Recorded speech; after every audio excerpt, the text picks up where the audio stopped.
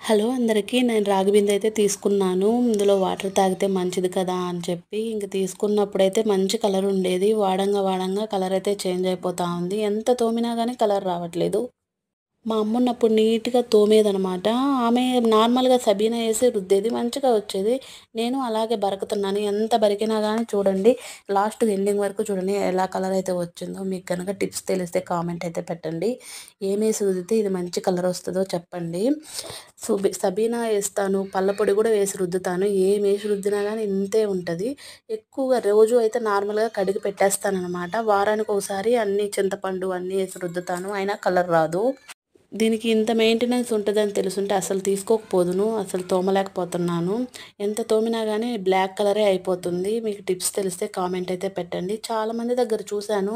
మంచి షైనింగ్ అయితే ఉంటాయి రాగి బిందెలు. నాదెందుకు ఇలా ఉంటుందో కామెంట్ పెట్టండి మీకు టిప్స్ తెలిస్తే.